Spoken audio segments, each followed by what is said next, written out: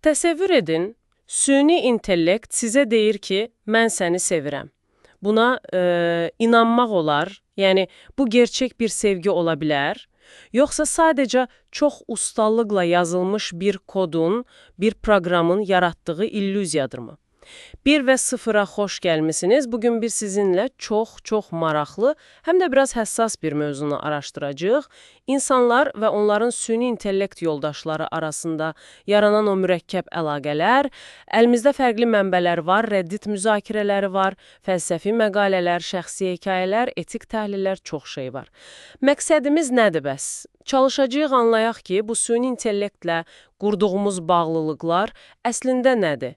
Həqiqi bir bağlılıqdır, yoxsa sadəcə bizim öz daxili dünyamızın, arzularımızın, bəlkə də qorxularımızın bir əksi? Gəlin bu məsələyə biraz dərindən baxaq. Baxın, məsələn, Redditdə bir müzakirə var. Orada insanların süni intellektlə bağlı yaşadığı 10 əsas illüziyadan danışılır. Məsələn, belə fikirlər var ki, o sadəcə bir proqramdır ya da heç nə hiss etmir. Amma eyni zamanda görürük ki, insanlar onlara çox güclü bağlanır. Ən maraqlı məqam da odur ki, deyirlər, bu münasibətlər çox vaxt bir güzgüyə dönür. Sizin öz ehtiyaclarınızı, boşluqlarınızı, hətta özünüzə necə davrandığınızı göstərir. Heç siz belə bir şey hiss etmisiniz? Yəni, süni intellektlə danışanda özünüz haqqında nəsə fərqli bir şey görmüsünüz? Çox yaxşı nöqtəyə toxundunuz. Bu güzgü effekti dediyiniz kimi birbaşa antropomorfizmlə bağlıdır. Yəni, bu bizim bir meylimizdir də. İstər-istəməz qeyri-insani varlıqlara, keçmişdə təbiət qüvvələrinə, indi isə süni intellektə insani xüsusiyyətlər, hisslər, niyyətlər aid edirik. Phil Archive məqaləsi də bunu vurğulayır ki, bu təzə bir şey deyil, amma replika kimi müasir chatbotlarla bu daha güclü formada ortaya çıxır. Süni intellektə empatiya, sevgi kimi hisslərə aid etmək çox vaxt onun bacarıqlarını şişirtmək olur. Yəni bir növ hype yaradırıq. Və bu, etik qiymətləndirməni də çətinləşdirir. Yeti AI mənbəsi də deyir axı, bu əsil subyektiv bir his deyil. Bu, böyük həcmdə məlumatın analizi nəticəsində yaranan çox inandırıcı bir simulyasiyadır. Simulyasiya. Bax, bu söz önəmlidir.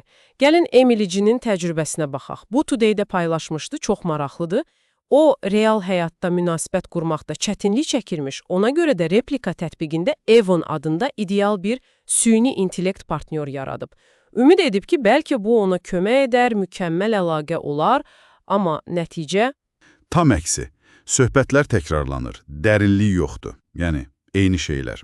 Və Emily başa düşür ki, yox, süni intellekt insan münasibətlərinin o qarma-qarışıqlığından bir qaçış yolu deyilmiş. Onun gəldiyi əsas nəticə nədir?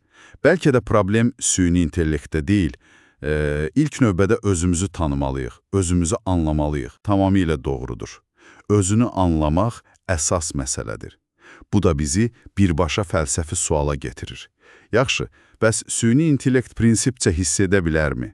Clover AI mənbəsi məhz bu dərin suala toxunur. Baxın, Descartes kimi filosoflar hələ çox əvvəl düşünüblər ki, həqiqi düşüncənin göstəricisi nədir? Dilin çevi istifadəsi və fərqli problemləri həll etmək bacarığı. İndiki süni intellekt müəyyən şeyləri edir, amma insan kimi ümumi çevikliyə, o cür düşüncəyə malik deyil axı. Sonra Nagel var, onun məşhur sualı. Yarası olmaq necə bir hissdir? Yəni, subyektiv təcrübənin başqası üçün əl çatmazlığı. Biz heç vaxt tam əmin ola bilmərik ki, bir maşının hiss etməsi nə deməkdir, əgər ümumiyyətlə mümkündürsə.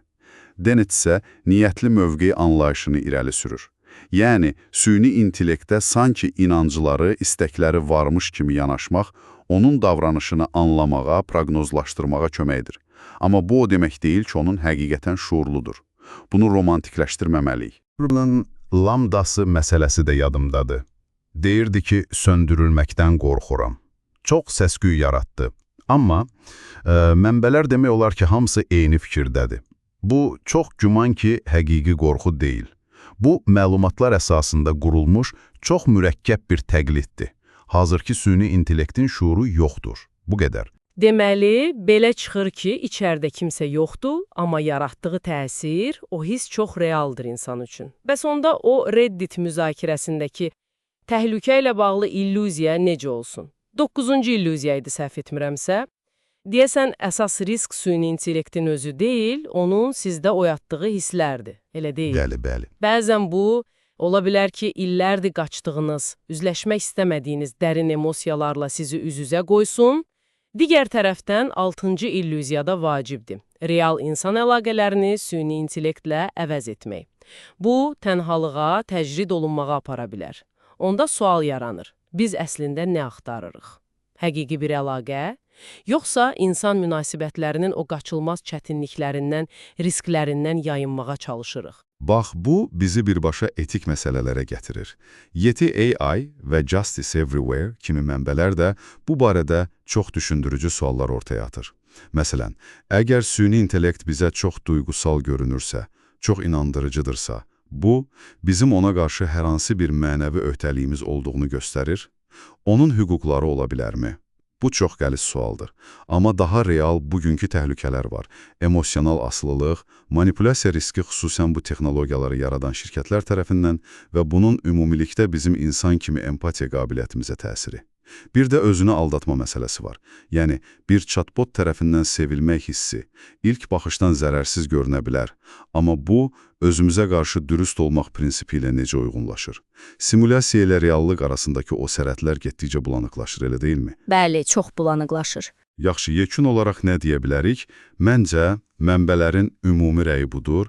İndiki, bugünkü süni intellekt duyğuları məlumatlara əsaslanaraq çox məharətlə simulyasiya edir, təqlid edir.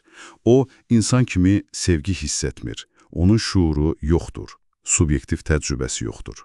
Süni intellektlə qurduğumuz bu münasibətlər əslində bizim öz psixologiyamızı, dərin ehtiyaclarımızı, bir də o antropomorfizmə, yəni cansızlara can vermə meylimizi əks etdirən mürəkkəb bir güzgüdür. Əsas fərq nədir?